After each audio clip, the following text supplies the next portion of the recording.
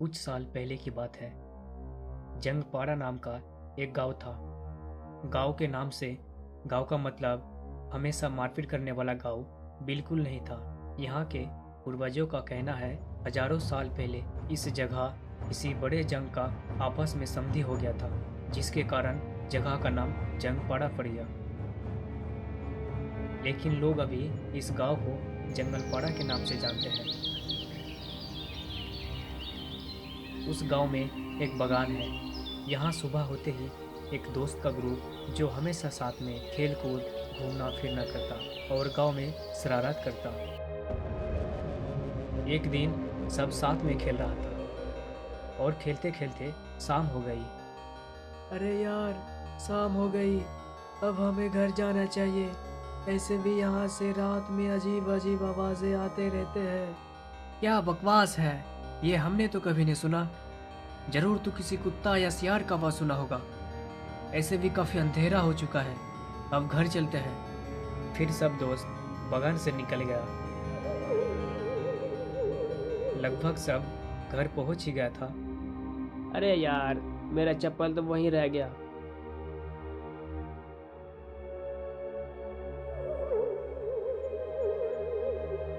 तब तक बहुत अंधेरा हो चुका था और चुन्ना अकेला था। फिर उसे चप्पल भी मिल गया। तभी उसे अजीब सा आवाज आने लगा।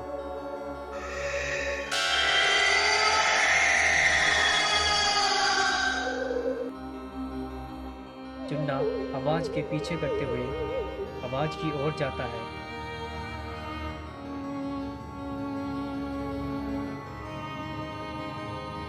तभी उसे बगान में कुछ उजाला नजर आता है।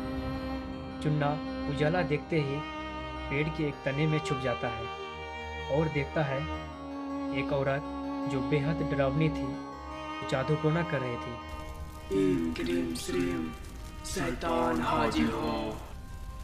ईम क्रीम श्रीम शैतान हाजिर हो। मुझे आजाद करो। शैतान हाजिर हो। ईम क्रीम श्रीम शैतान हाजिर हो। ये देखकर चुन्ना बहुत डर जाता है, मानो एक पल के लिए उसका जान निकल गया और बेचारा तेज रफ्तार से गांव की ओर भाग जाता है।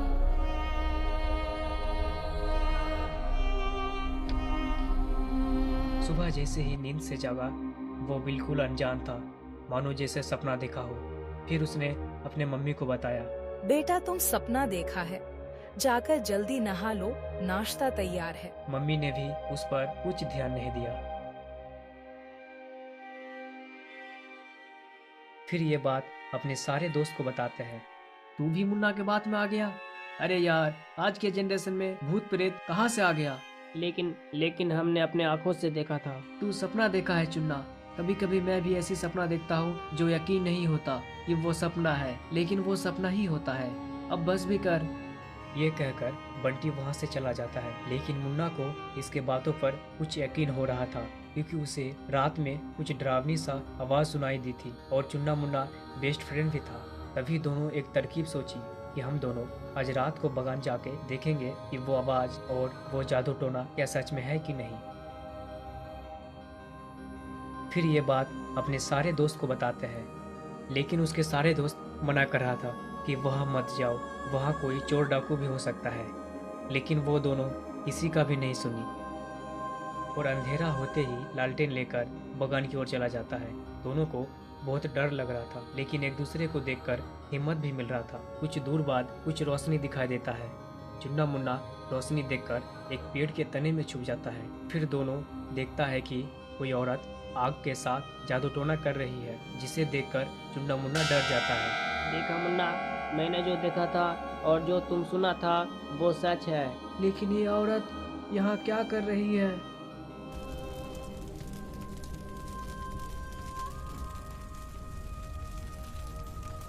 ईम क्रीम श्रीम शैतान हाजिर हो। ईम क्रीम श्रीम शैतान हाजिर हो। ईम क्रीम श्रीम शैतान हाजिर हो। ये क्या? ये तो किसी राक्षस को आजाद कर रही है। मुन्ना, जल्दी से हमें गांव वाले को बताना होगा, नहीं तो ये राक्षस पूरे गांव वासी को मार के खा जाएगा। तभी चुन्ना मुन्ना पूरी ताकत लगाकर वहां से भाग जाता है। अपने गांव जाकर सभी को बताते हैं। ये सुनकर सभी गांव वाला बहुत डर जाते हैं।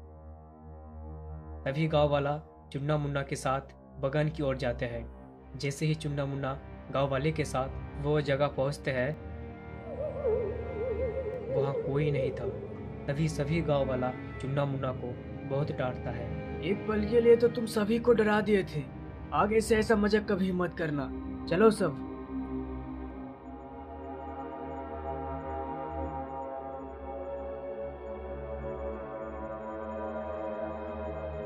3 दिन बाद आधी रात को एक बच्चा कहीं मिल नहीं रहा था। पूरे गांव में हल्ला हो गया था, लेकिन वो बच्चा कहीं नहीं मिला। तभी चुन्ना मुन्ना चुपके से लालटेन लेकर बगान की ओर चला जाता है।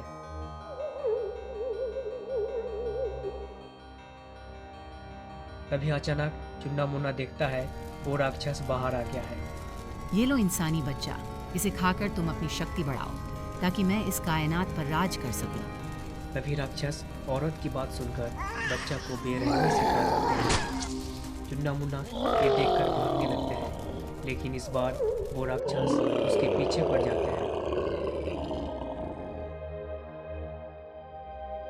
जैसे तैसे चुन्ना मुन्ना उस राक्षस से बचकर गांव आ जाता है, लेकिन वो राक्षस गांव नहीं आ पाते हैं, क्योंकि इस गांव में किसी बाबा का बनाया हुआ जादू रेखा था, जिसे कोई भी बुरी शक्ति जो जादूगरों से बना हो वो कभी भी इस जादू रेखा को पार नहीं कर सकता।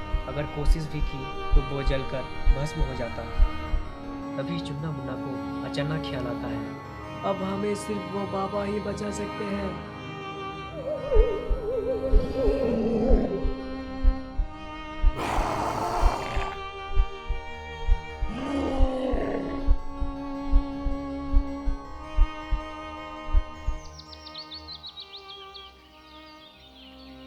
सुबह होते ही चुन्ना मुन्ना उस बाबा के पास जाता है और उसे सब कुछ बता देते हैं।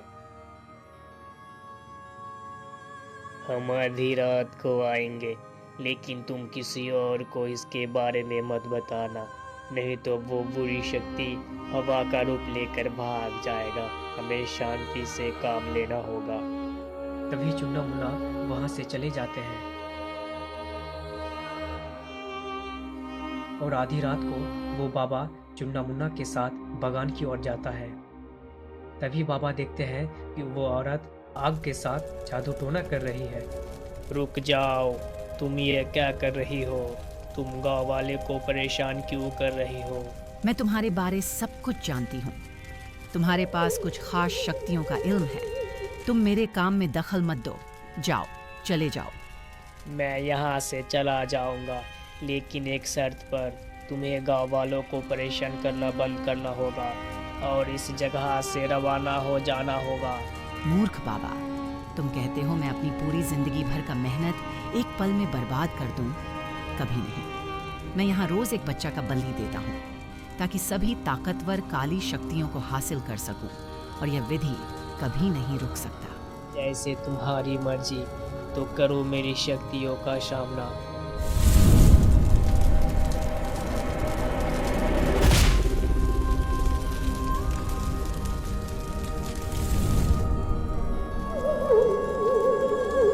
फिर औरत अपनी जादू से वो राक्षस को बुलाती है। जैसे ही राक्षस बाबा पर हमला करने जाता है, तभी जादू से बाबा और चुन्ना मुन्ना गायब हो जाता है।